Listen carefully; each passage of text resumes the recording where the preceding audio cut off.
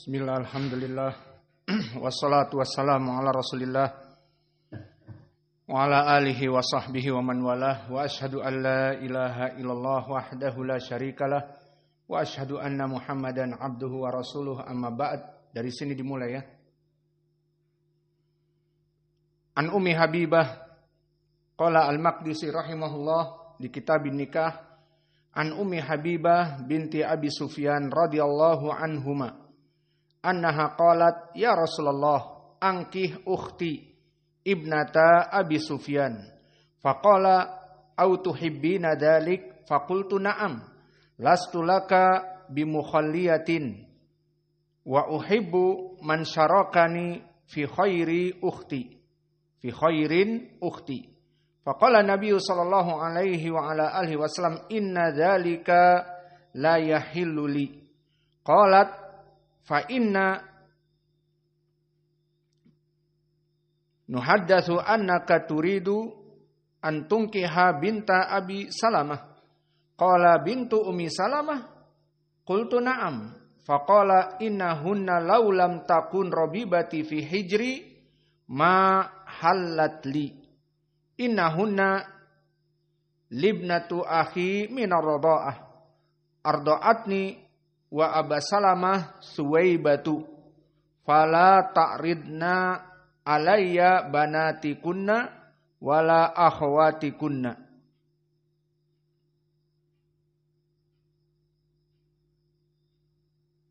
Maka ini hadis yang menjadi pendalilan di malam ini sebagai permasalahan fikih yang bisa kita ambil. Maka hadis ini barakallahu fikum memberikan faidah tentang muharramat minan nisa, dari apa-apa yang diharamkan dari perempuan yang tidak boleh dinikahi. Maka dari perempuan-perempuan yang tidak boleh dinikahi itu ada beberapa perkara. Dan hadis ini menunjukkan tentang perkara tersebut. Maka ini adalah hadis yang pertama dari Ummi Habibah bintu Abi Sufyan. Maka Ummu Habibah barakallahu fikum adalah istri Nabi, yang mana dia putri dari Abi Sufyan. Berarti apa hubungannya Nabi Muhammad dengan Muawiyah? Muawiyah ibnu Abi Sufyan, apa hubungannya? Sihir ataupun apa? Ipar. Maka Ummu Habibah dari anaknya Abi Sufyan, Sadatul Quraisy, yang mana dia tuannya dari Quraisy. Maka Nabi menikahi Ummu Habibah, anak dari Abu Sufyan, yang merupakan saudaranya Muawiyah yang kelak akan menjadi khalifah yang kelima setelah Ali radhiyallahu anhu. Dan di pelajaran akidah telah kita bahas bagaimana pada saat itu di bai'ah setelah meninggal Ali, Al-Hasan di Madinah dan Muawiyah di luar dari Madinah. Maka dalam perkara seperti ini tidak boleh ada dua imam yang dibai'ah. Maka di dalam hadis disebutkan man bayya'a ba'dal imam faqtuluh. Barang siapa yang dibaiat setelah imam muslimin yang disepakati, maka bunuhlah yang kedua. Intinya tidak boleh ada yang mengaku imam kaum muslimin setelah ditunjuk dan disepakati dia imam kaum muslimin. Maka di saat meninggal Ali dibaiat Hasan anaknya di Madinah. Dan pada saat itu sudah mulai perluasan kekuasaan kaum muslimin sampai ke Mesir, sampai ke Irak. Maka sebagian di luar sana membaiat Muawiyah, anaknya Abu Sufyan yang merupakan iparnya Nabi. Maka di sini Hasan cucu Nabi dan Muawiyah ipar Nabi. Maka keduanya dibaiat. Maka akhirnya setiap kelompok mempunyai serdadu-serdadu dan pengikut. Maka di sini mulailah terjadi persengketaan. Dan untuk tidak terjadi pertumpahan darah, Al-Hasan ibnu Ali yang merupakan cucu Nabi, maka dia turun tahta. Daripada terjadi perpecahan kaum muslimin, dunia ini apa sih? Maka dia turun tahta, memberikan jabatan kepemimpinan mutlak kepada Muawiyah undisputed, tanpa tandingan. Kalau tadinya dia menandinginya, dia turun, maka undisputed, tidak ada tandingan lagi. Maka akhirnya dibaiatlah Muawiyah menjadi khalifah yang kelima. Dan ini ternyata kisah seperti ini telah terjadi ucapan Nabi terdahulu. Menjadi pendalilan dari nubuah, alamat kenabian Nabi. Bahwa Nabi di Sahih Al-Bukhari telah menyebutkan, Inna hadal Hasan, bahwa ini adalah Hasan, Sayyidu Asyabab fil Jannah. Bahwa dia akan menjadi tuannya para pemuda di surga. Wa asa an yakuna, dan aku harapkan dia yuslihu baina ta'ifain kabirain atau ta'ifatain kabiratain. Maka saya harapkan dia kelak menjadi orang yang melaksanakan sulh, resolution, kebaikan dari dua armada besar yang akan terjadi pertumpahan darah. Maka Al-Hasan di sini akan mencegah perpecahan dari dua kekuatan besar. Dan itulah terjadi. Maka di saat dibaiat Al-Hasan dan dibaiat Muawiyah, maka semua mempunyai tentara dan semua saling membela. Dan tidak boleh ada yang dibaiat kecuali satu. Maka akhirnya Al-Hasan mencegah perpecahan darah dari kaum muslimin. Maka inilah keutamaan dari Al-Hasan ibnu Ali. Dan poin pendalilannya Ummu Habibah, dia saudari dari Muawiyah, khalifah yang kelima. Maka dia termasuk dari istri Nabi. Maka Ummu Habibah ini meriwayatkan dari Nabi. Yang mana periwayatannya di sini, dia merasa bahagia dan senang bisa menikahi Nabi. Ini adalah keutamaan bagi perempuan yang menikah seorang Rasul. Maka menjadi kebanggaan. Idan farihat Ummu Habibah tazawwajat bin Nabi. Wa kadzalika fil haqiqah farihat imra'ah tazawwajat birajulin saleh ba'da Nabi. Tazawwajat bi syekh, tazawwajat bi mudarris, bil ustad wa ila akhir. Hada fil asl. Walakin ba'dun nas ma ya'rifuna ma'ruf wa la ya'rifuna an-ni'mah allati mawjudah. Fa kam min unasin tazawwajat minal ustad al-mustaqim walakin mataskur bihada fa hasalat talaq. Talaq min ustad, talaq min syekh, wa hada waqi' mawjud fi kulli makan, fi kulli zaman. Wa kanat Ummu Habibah tafrah bi zaujin Nabi. Hada Rasul laisa ala mustawa rajul faqat, lakin Nabi. Fa idan huwa yurid, hiya turid tusyarik fil khair ma'a ukhtiha. Fa hiya laha ukht. Maka dia menginginkan kebaikan untuk saudarinya yang lain. Dengan kebahagiaan menikahi Nabi, dia menginginkan saudarinya juga menikahi Nabi dari saudari anaknya Abi Sufyan juga, putrinya Abi Sufyan juga.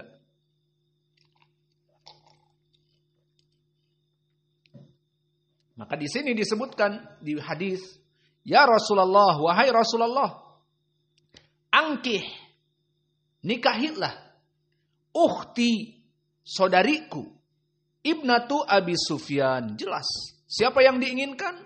Saudarinya perempuan selain dirinya. Yang sama-sama anaknya Abi Sufyan. Putrinya Abi Sufyan. Maka dari sini menjadi pendalilan tentang keutamaan seorang perempuan yang mana menawarkan untuk suaminya kebaikan dengan menikahi selain dia. Faqala awatuhibbina dzalik, dikatakan, apa yang menjadikan anti menginginkan seperti itu? Apakah anti menginginkan seperti itu? Faqultu na'am, tentu aku menginginkan untuk saudariku. Maka dikatakan, apa penyebabnya? Lastu laka bimukhaliyatin, maka agar aku tidak membiarkan kebaikan ini begitu saja.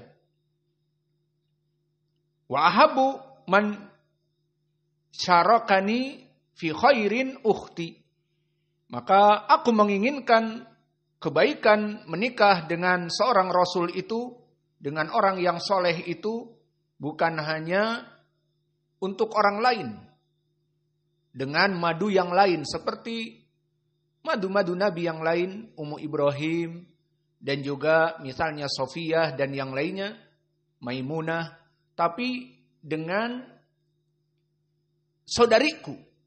Selama Nabi melaksanakan poligami dan Nabi mempunyai kekuatan dari Allah yang lebih dari manusia biasa, dengan dalil di hadis yang diriwayatkan oleh Imam Al-Bukhari dan Muslim, tawafa Rasulullah sallallahu alaihi wasallam ala zaujatihin. Maka Nabi dulu melaksanakan tawaf pada istri-istrinya dalam satu malam. 9 istri atau 11 istri sebelum Nabi meninggal, maka Nabi tawaf semalam dengan 11 istrinya. Dan mandi di setiap rumahnya. Maka menunjukkan Nabi menggauli dari istri-istrinya semalam 11. Maka ini adalah keutamaan Nabi dari manusia biasa. Dan sengaja hadis ini diterangkan bahwa Nabi tidak sembarangan. Tidak Nabi menikahi dalam usia yang sudah tua tentunya. Karena dia diangkat menjadi Nabi 40 tahun. Kemudian 10 tahun di Makkah dalam keadaan mempunyai istri yang pertama, dan kemudian setelah itu meninggal dan Nabi merasa bersedih. Kemudian di ujung-ujung dari hijrah Nabi menikah dengan Aisyah. Maka pernikahan dengan Aisyah disebutkan 2 tahun sebelum hijrah. Maka terbayang Nabi sudah berusia 40 ditambah 10, 50 tahun. Kemudian setelah di Madinah barulah Nabi menikahi perempuan-perempuan yang lain dan usia beliau sekitar 63 tahun dan di ujung-ujung 63 tahun menikah dengan wanita-wanita yang banyak. Namun di sini Nabi ingin menjelaskan di dalam hadis ini bahwa dia bukan hanya sekedar menikahi perempuan yang banyak dikarenakan jabatan Nabi dan dalam keadaan sudah tua, untuk menafikan bahwa Nabi bukan lemah, sudah tua 63 tahun, tidak. Maka disebutkan di hadis ini Allah menginginkan bahwa Nabi Muhammad dalam keadaan kekuatan yang prima untuk menikah. Maka di dalam hadis ini pun Ummu Habibah senang kalau Nabi melaksanakan poligami daripada kepada perempuan yang lain, maka lebih baik kepada saudariku.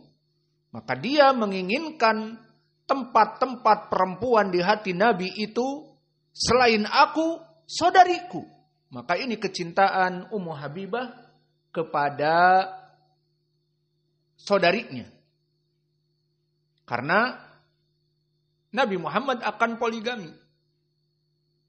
Dan di sini dia menawarkan saudarinya lebih baik daripada perempuan yang lain.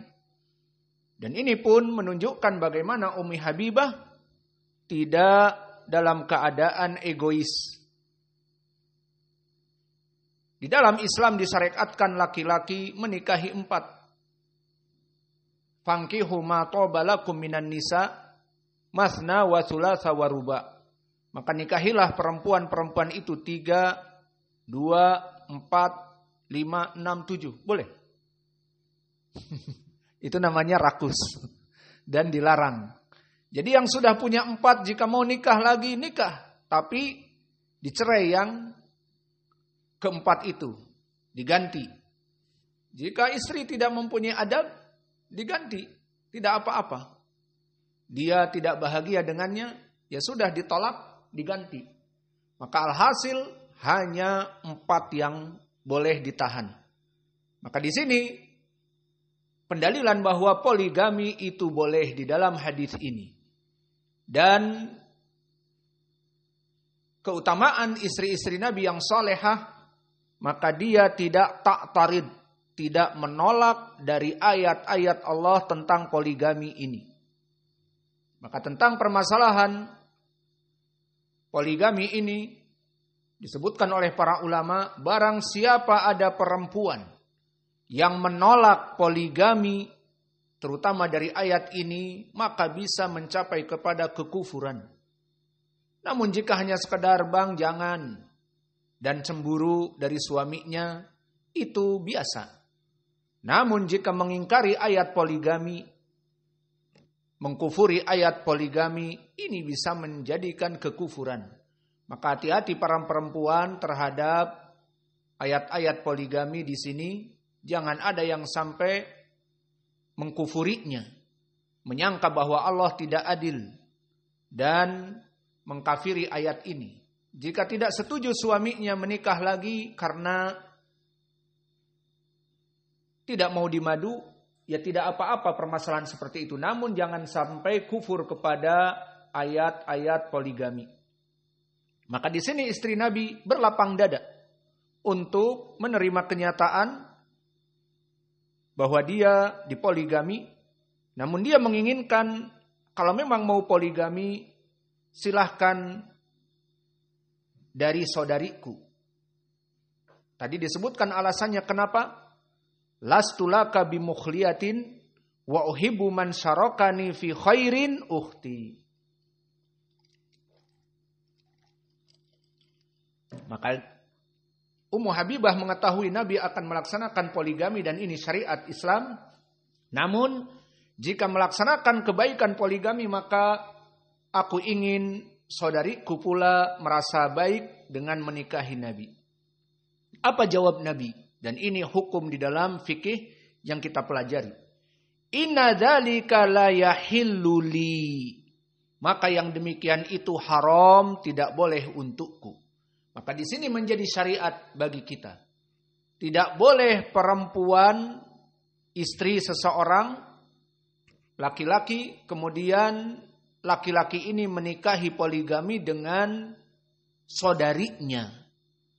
Dari bapak dan ibunya ataupun dari hanya bapaknya atau dari hanya ibunya, saudara seibu, saudara sebapa atau saudara seibu sebapak, maka ini tidak boleh. Dan di sini Ummu Habibah menawarkan kepada Nabi saudarinya dari sebapak dan seibu zahirnya, maka Nabi mengatakan inna dzalika la yahillu li. Maka faidah dari hadis ini haram seorang laki-laki menikahi perempuan dan saudarinya digabung. Maka ini tidak boleh. Kemudian faidah berikutnya diteruskan. Qultu au qalat, berkata Ummu Habibah setelah itu, fa inna nuhaddatsu annaka turidu an tankiha binta Abi Salamah. Kemudian Ummu Habibah menjelaskan juga tentang ada khabar bahwa kamu wahai Rasulullah mau menikahi putrinya Ummi Salamah ataupun putrinya Abi Salamah.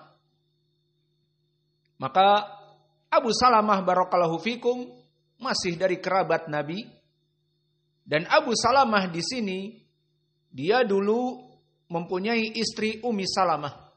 Kemudian Abu Salamah meninggal di perang dohirnya Uhud.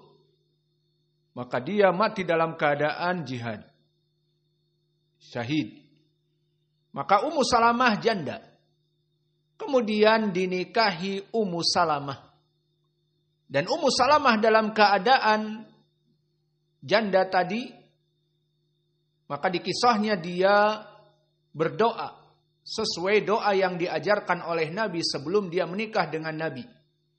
Maka di hadis Muslim dari Aisyah, Nabi mengajarkan, siapapun yang dalam keadaan kesedihan, maka agar berdoa.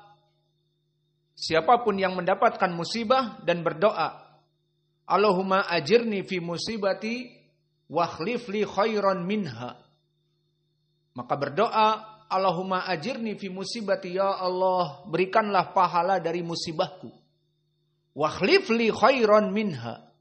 Maka wahai Allah, gantikan aku dari musibah ini kebaikan dari itu.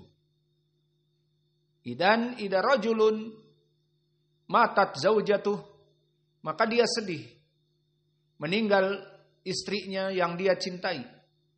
Faidan yad'u rabbahu, ya Rabb, Allahumma ajirni fi musibati, berikanlah pahala karena istriku meninggal dan aku mencintainya. Wa akhlif li khairan minha, dan gantikan aku dengan yang lain di dunia ini. Maka di situ diajarkan oleh Nabi doa ini.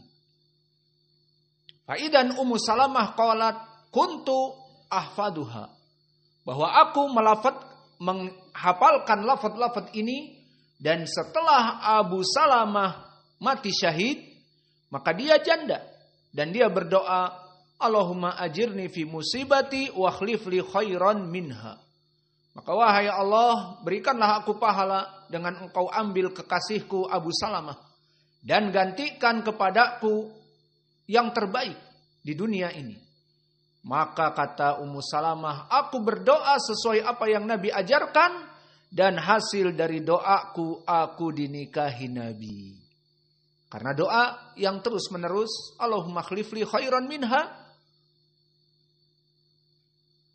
Allahumma ajib fi musibati wa akhlif li khairan minha.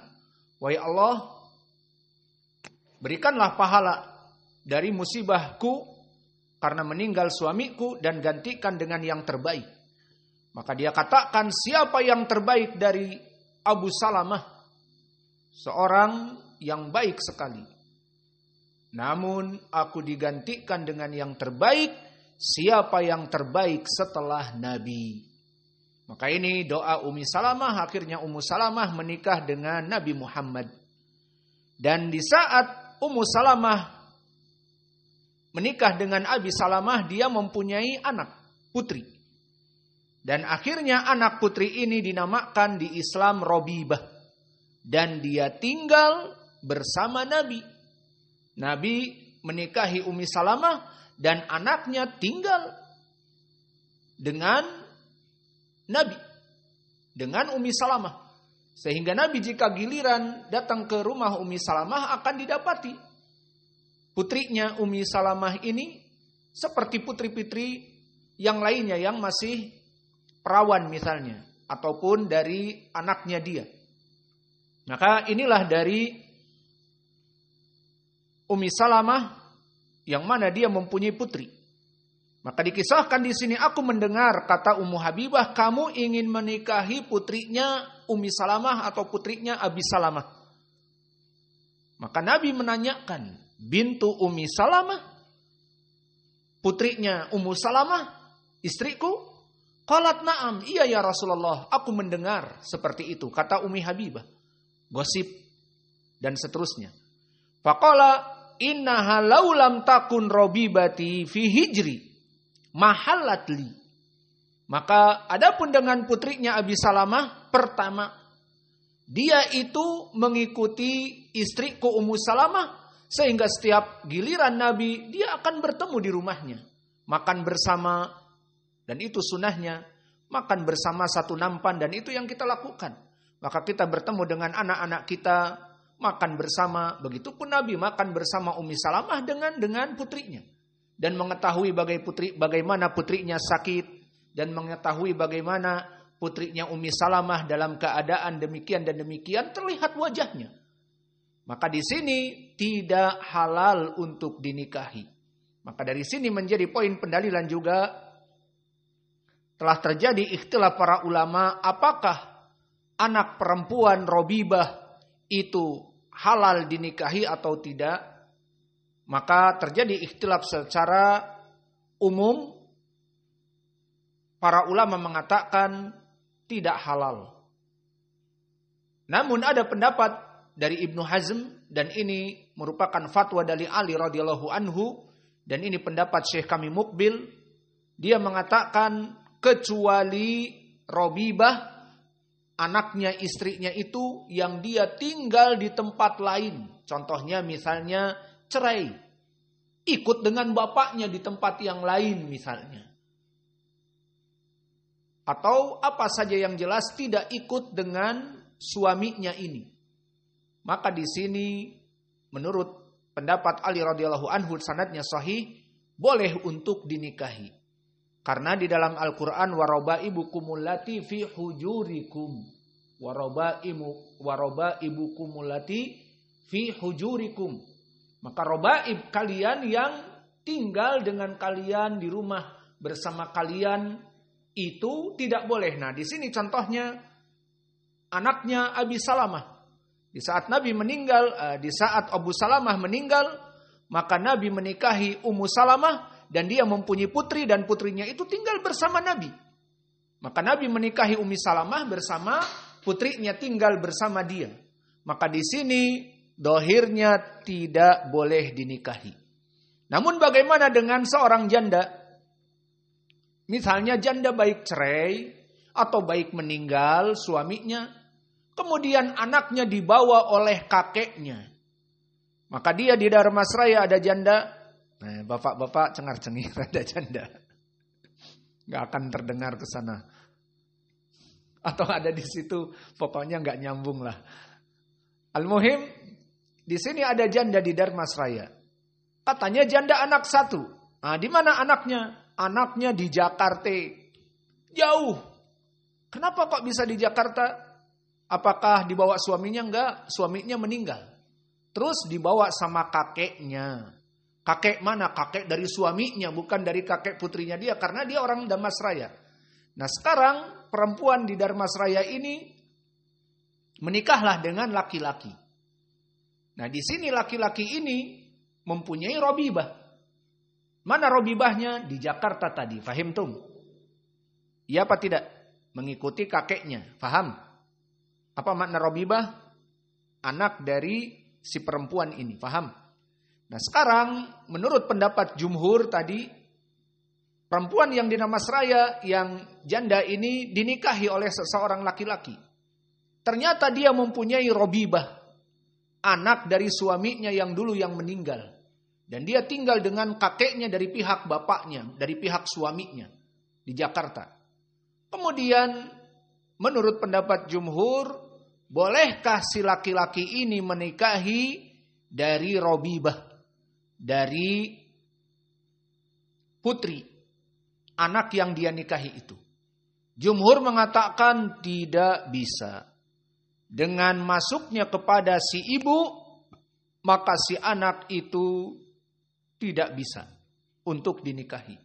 Ini menurut pendapat jumhur.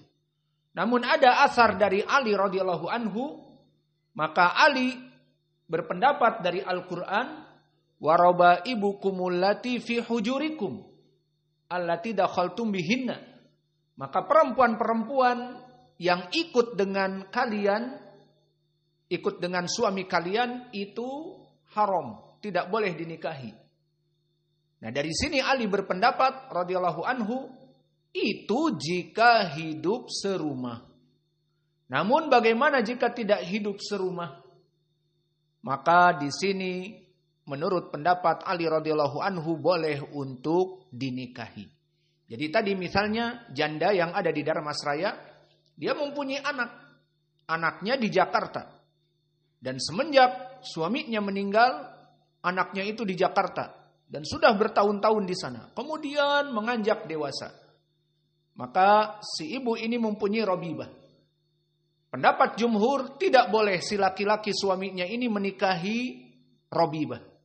Namun pendapat Ibnu Hazm yang mengambil fatwa dari athar Ali yang sahih bahwa jika dia tinggal dengan ibunya tidak boleh.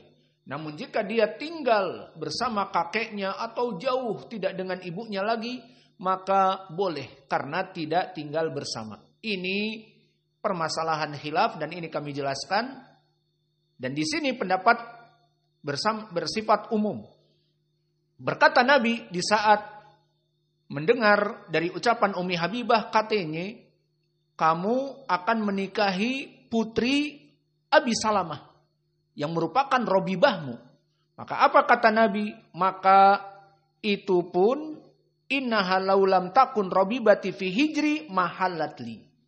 Maka karena perempuan ini adalah Robibahku yang tinggal bersama istriku, bersamaku, aku sering melihatnya bagaikan anak sendiri, maka tidak boleh. Dan ini pendapat jumhur, tidak boleh. Dan di sini alasannya jelas, karena bintu Abi Salamah tinggal bersama Nabi, sehingga tidak boleh.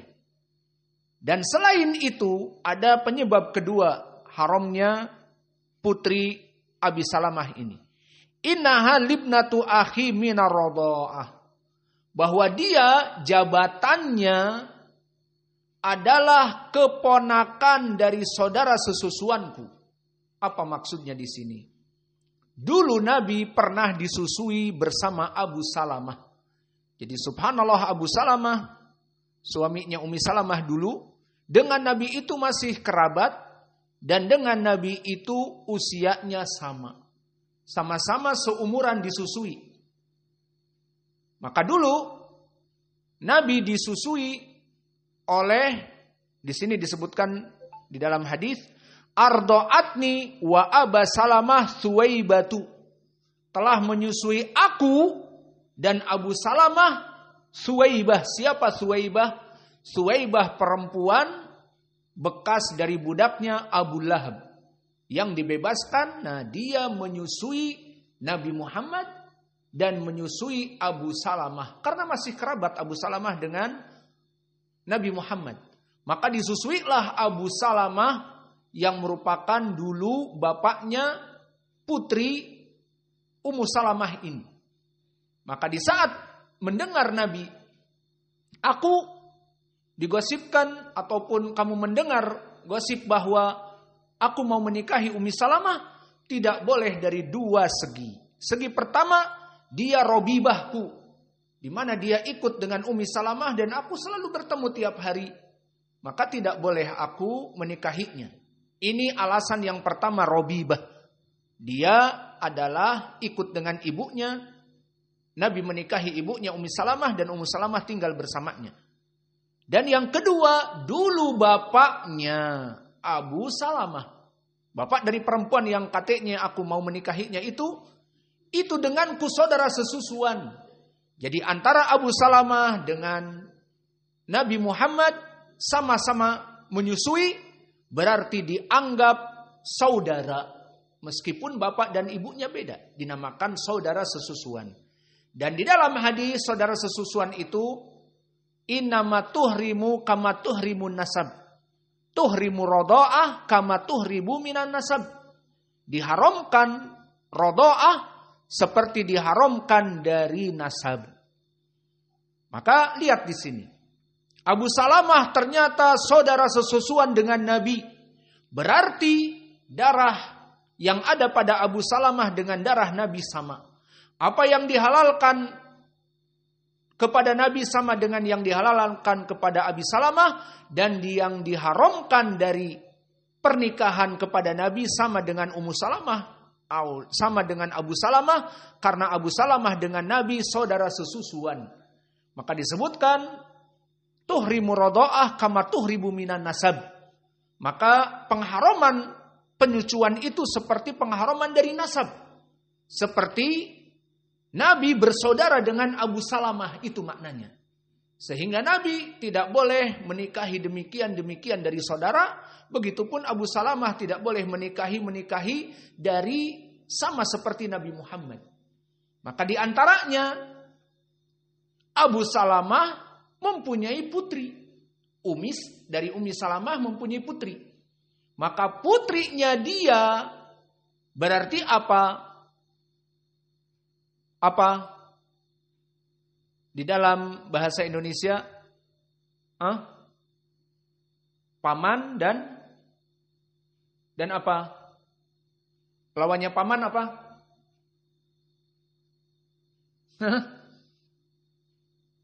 Paman dan apa? Apa paman dan apa? Lawannya paman, ya ada mikrofon diam di situ, nggak ada yang bagikan ke sini. Kalian orang-orang bungkam nggak bisa ngomong. Lawannya paman apa? Bukan bibi. Paman dan apa?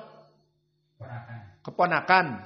Maka di sini halas, diam di sini. Mau dikemanakan lagi? Mau dikasihkan ke sana nggak bisa ngomong mereka. Mikrofon disimpan kepada orang-orang yang ngomong, yang aktif. Bukan disimpan di tempat diam. Jadi terlambat pelajaran kita. Maka lawan dari keponakan paman. Nah di sini Nabi dengan Abu Salamah adalah saudara. Maka anaknya Abu Salamah, baik laki baik perempuan, bilang ke Nabi apa? Paman. Dan Nabi bilang ke mereka apa? Keponakan. Di sini dia ketemu. Maka Nabi mengatakan sebab yang kedua bahwa putrinya Ummi Salamah itu ponakanku. Jadi mana boleh aku menikahi putri dari saudaraku. Karena Abu Salamah dulu menyusui dengan aku dari Thuwaibah, dari bekas budaknya Abu Lahab. Maka di sini larangan Nabi menikahi putri Ummu Salamah ada dua. Pertama, anak dari Robibah, dan maknanya Robibah mengikuti ibunya, maka dia bertemu terus di rumah seperti anak kandungnya, karena anak dari istrinya Ummu Salamah. Ini dari sini saja sudah diharamkan bagi pendapat jumhur. Dan yang kedua juga diharamkan karena Abu Salamah bapaknya sama-sama menyusui sehingga aku dengan Abu Salamah saudara, berarti putrinya Abu Salamah apa? Keponakanku kata Nabi. Di sini nggak disebutkan keponakan, namun kita menyebutkan bagaikan keponakan. Maka dia putri Abu Salamah ini tinggal bersama Nabi double. Pertama, mengikuti istri Nabi Ummu Salamah sebagai Robibah, tidak boleh dinikahi. Yang kedua, dari segi bapaknya, nah dari segi Ummu Salamahnya Robibah. Maka dia ibu kandungnya. Maka menikahi ibu kandung dengan anaknya bagaimana? Itu maksudnya. Dan yang kedua, dia dalam keadaan keponakan dari sesusuan. Maka di sini makna dari hadis bahwa innaha libnati akhi minar radha'ah. Maka hitung-hitungannya anaknya Abi Salamah ini adalah keponakanku dari sesusuan aku dengan Abu Salamah. Maka kalau begitu apa?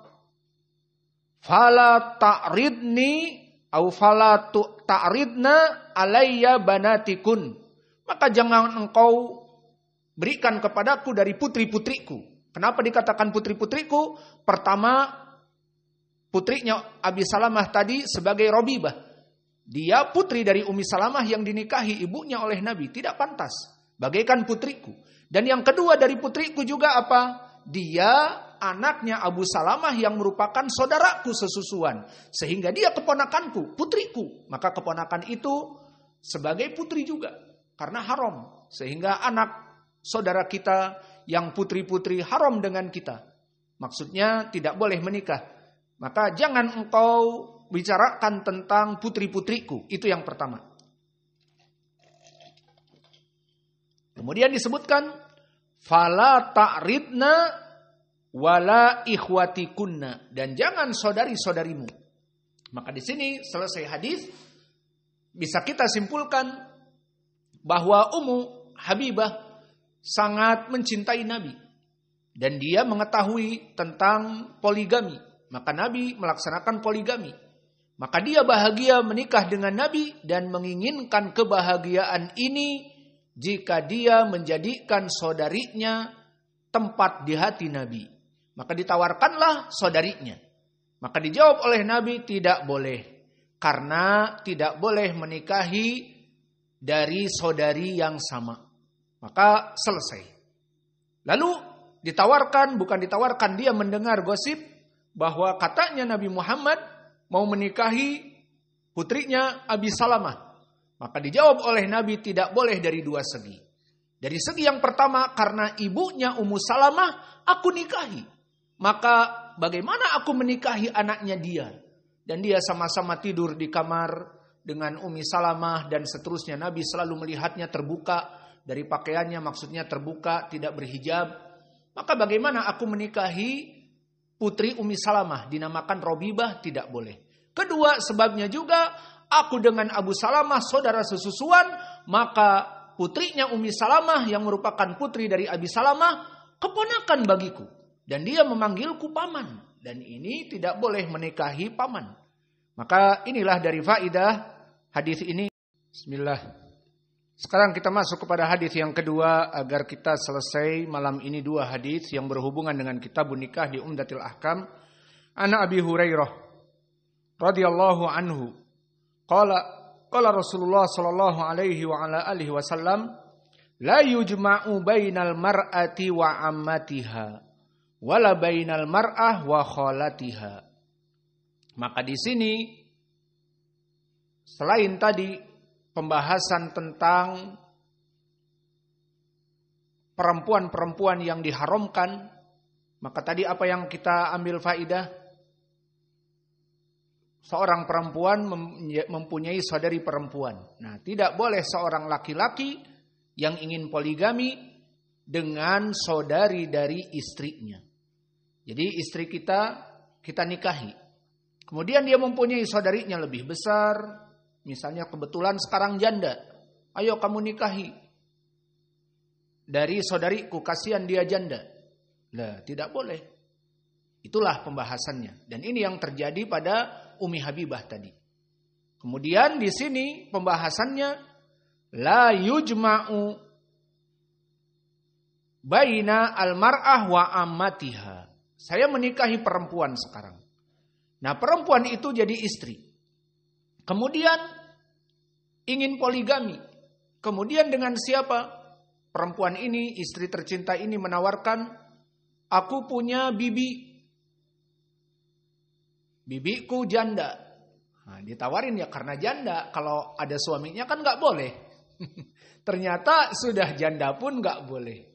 Jadi di sini maksudnya tidak boleh perempuan dikumpulkan dengan suami yang satu dengan paman dan bibi. Maksudnya paman di sini paman dari perempuan, ammatiha. Wala bainal mar'ah wa kholatiha. Dan dari kholah bibinya. Perlu diperhatikan. Di sini permasalahan ammah dan kholah itu kelebihan Arab daripada kita bahasa Indonesia. Maka bahasa Indonesia pembicaraan tentang saudara ataupun paman dan bibi, saudara ayah, itu hanya paman dan bibi dari berbagai pihak. Contohnya, misalnya anaknya kita atau anaknya Abu Yazid dulu, misalnya sesama orang Indonesia, maka Abu Yazid mempunyai anak. Nah, anak-anaknya Abu Yazid, Yazid dan putrinya yang kita tidak tahu namanya, itu memanggil kepada saudara Abu Yazid paman. Iya kan Abu Yazid? Yang laki-laki paman. Baik dari pihak bapak, dari saudaranya Abu Yazid, atau dari pihak ibu, istri Abu Yazid. Dinamakan paman, iya apa tidak? Jadi saudara laki-lakinya dari pihak ibunya Yazid, kan disebut paman oleh Yazid, iya apa tidak? Nah, itulah Indonesia. Dan begitupun Yazid akan menyebut kepada bibinya perempuan dari saudari Abu Yazid, bibi, iya. Dan juga dari pihak ibu, bibi juga iya. Jadi sama, bibi dari pihak bapak, dari pihak ibu, dan laki-laki paman dari pihak bapak dan pihak ibu, iya kan? Maka itu bahasa Indonesia sama dengan English. English juga uncle, paman, dan aunt. Maka itu sama keduanya. Namun di Arab tidak. Nah sekarang mau saya contohkan untuk Arab itu cicak. Maka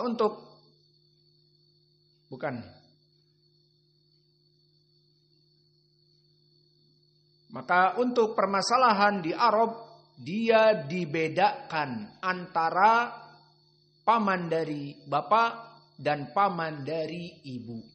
Nah untuk contohnya baru anak kita. Karena anak kita berbeda. Nah untuk anak kita misalnya si Hudzaifah ini dan Abdurrahman dan Muhammad. Dia akan menyebut kepada saudara saya yang laki-laki. Kalau laki-laki dinamakan paman. Tapi dari orang-orang Indonesia. Maka kakak-kakak saya yang laki-laki dinamakan Dia akan memanggil Ami Bambam. Bambang, mereka tidak bisa menyebutkan jadi Bambam. Maka Ami Bambang, Ami Sobir, dan yang lainnya. Maka ini dinamakan Ami. Dan perempuannya dari kita, maka akan menyebutkan ammah. Pamannya perempuan, ammah. Jadi antara ammi dengan ammah. Itu dari pihak saya. Pihak laki-laki, pihak bapak. Namun dari pihak ibu, nah berarti Hudzaifah memanggil kepada yang di Arab sana. Dari pihak ibunya. Nah saudara dari ibu laki-laki dinamakan bukan paman, bukan tetapi khol. Yang laki-laki namanya khol. Jadi tidak nyebut am itu untuk kita yang Indonesia. Yang untuk perempuan karena dari pihak ibu yang Arab dinamakan khol. Itu bagi yang laki-laki. Jadi dari pihak ibunya, saudaranya yang laki-laki dinamakan khol. Nah kalau saudari perempuan, jadi ibunya Hudzaifah mempunyai perempuan saudari kholah. Namanya kholah. Dan itu yang disebutkan oleh Muhammad juga. Sama. Adapun Abdurrahman sama. Menyebutkan bapak dari pihak bapak Dari pihak ibunya Abdurrahman biar tidak ribut. Harus adil sebutkan ibunya juga. Maka dia ke keluarga dari ibunya yang di Yaman akan menyebutkan khol untuk saudara laki-laki dan kholah untuk saudara perempuan. Paham sekarang? Jadi beda di Arab. Di Arab lebih lengkap. Kapan dikatakan paman? Dinamakan Dan untuk perempuannya ammah. Kapan? Dari pihak bapak. Yang mana dia mengambil nasab dari pihak bapak. Jadi si Hudzaifah itu nasabnya Hadikusumo dia. Dari keturunan di sana di Jogja. Hudzaifah Hadikusumo. Mulyono Hadikusumo. Bukan ke Arab. Dari kabilah di Arab. Yang dari Arab. Tidak. Maka oleh sebab itu. Dia menyebut kepada saudara yang kita ammi. Paman. Dan perempuan ammati. Pamanku yang perempuan. Adapun ke pihak ibunya. Dinamakan khol jika laki-laki. Kholi. Wahai paman dari pihak ibuku. Dan kholati, kholah, karena perempuan jadi pakai tak marbutoh, kholah, yakni bibiku dari pihak ibu. Maka ini perbedaan. Kembali kepada hadis ini, biar paham kenapa saya menjelaskan bedanya orang Indonesia dengan orang Arab dan Inggris. Inggris pun sama seperti Indonesia, sederhana. La yujtama'u bainal mar'ah wa ammatiha. Berarti apa? Tidak boleh seorang perempuan dikumpul. Jadi suaminya menikahi perempuan ini. Dan ingin menikahi dari ammatiha. Apa ammatiha? Kakak dari bapak yang perempuan. Maksudnya kakak di sini ima kakak, ima adiknya yang jelas. Ammatiha paman dari perempuan pihak laki-laki. Itu maknanya. La yujtama'u bainal mar'ah wa ammatiha. Jika saya menikahi sekarang perempuan, maka perempuan itu mempunyai paman dari pihak bapak. Nah, paman dari pihak bapak ini yang dia itu perempuannya tidak boleh saya nikahi. Paham ya? Paman dari pihak bapak. Jadi seperempuan ini mempunyai pihak bapak, ada perempuan dinamakan ammah, yakni pamannya perempuan. Maka di sini kebetulan janda. Kemudian ditawarkan ke kita. Oh, tahu bude, kalau bahasa Jawa namanya bude, ibu gede. Tahu bude anu? Iya, itu kasihan janda. Nah, terus apa? Nikahi dia daripada kamu nikahi perempuan yang lain. Ya nggak boleh. Pertama apa? Dia adalah yakni bibi, meskipun kita di Indonesia bibi atau ammatuki. Nggak boleh haram. Yang kedua, sudah tua. Sudah tua ditawarin 50 tahun. Carilah yang lebih muda misalnya. Al-muhim di sini ammah dari pihak itu. Nah, kita misalkan dengan lebih jelas. Selesai ya, perempuan tadi tidak boleh dia menawarkan dari pihak saudari bapaknya untuk menikah poligami dengan kita. Jadi dikumpulkan antara putri dengan keponak, yakni antara ammah bibinya dengan menantunya dalam satu rumah dengan suami yang sama. Ini yang tidak boleh. Kemudian disebutkan wala bainal mar'ati wa khalatiha. Begitupun di sini, namun dari pihak ibu. Begitupun kita menikahi perempuan, nah dari pihak ibunya perempuan ini menjanda. Maka dikatakan, daripada kamu poligami, cari perempuan yang lebih muda, lebih cantik daripada aku, nikahilah bibiku. Ya Allah, nggak ada pilihan selain bibi. Iya, daripada nikah sama perempuan lajang, masih perawan, nikahi bibiku. Bibimu sudah tua 50 tahun, ya nggak apa-apa, pokoknya nikahi dia. Di sini haram dari segi mengumpulkan keponakan dengan bibi itu haram. Nah, kesimpulannya di dalam Islam, di dalam hadis ini, paham ya makna kholah? Berarti dari pihak ibu, pihak ammah dari pihak bapak. Jadi dari pihak bapak yang perempuan dan dari pihak ibu yang perempuan tidak boleh semuanya selama dia mempunyai perempuan ini. Pertanyaan besar. Jika dia telah ditinggal oleh istrinya ini. Kemarin sempat digosipkan nikahi bibiku. Boleh dia menikahi bibinya?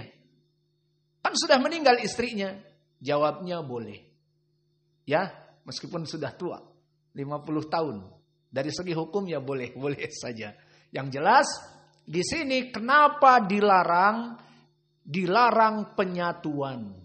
Jadi di sini dalam permasalahan perkara-perkara yang diharamkan, ada perkara-perkara yang diharamkan karena memang mu'abbad. Seperti menikahi dari pihak ibu. Maka ibu kita tidak boleh kita nikahi sampai kakek nenek pihak ibu. Dan juga anak-anak kita tidak boleh kita nikahi sampai cicit-cicit anak kita punya anak. Nah, ini dinamakan dengan, dan juga saudara kita tidak boleh kita nikahi. Terus sampai saudara itu mempunyai anak dan anaknya menjadi keponakan pun tidak boleh. Ini dinamakan mahram yang mu'abbad, yang selamanya. Dan di sana ada mahram yang sementara. Apa mahram yang sementara? Seperti tadi. Ummu Habibah menawarkan saudarinya bahwa jika Nabi Muhammad ingin menikahi saudariku silahkan. Maka Nabi Muhammad mengatakan tidak boleh menikahi saudarimu. Ini dinamakan mahram yang bukan mu'abbad, tapi sementara. Bagaimana? Maaf, jika Ummu Habibah misalnya meninggal, maka Nabi bisa menikahi saudarinya. Dan begitu pun di sini. Sama nasibnya seperti tadi saudari, tidak boleh berkumpul antara perempuan dengan bibinya ataupun paman perempuannya. Nah, bagaimana jika istrinya itu meninggal? Kemudian dia ditawari oleh bapak istrinya itu mertua, ya udahlah, kamu menikahi adekku. Jadi si mertua ini sangat cinta kepada menantunya. Di saat menantunya tadi menikahi putrinya dan putrinya meninggal, Aduh, menantuku tercinta, kamu memang menantu yang sangat baik. Namun aku tidak mempunyai anak-anak lagi perempuan seperti istri kamu yang meninggal. Mau nggak menikahi kakakku yang sudah tua 60 tahun? Ya, masa menawari itu? Katanya cinta kepadaku. Iya, aku sebagai mertuamu dulu cinta. Kan sekarang istrimu sudah meninggal, putriku sudah meninggal.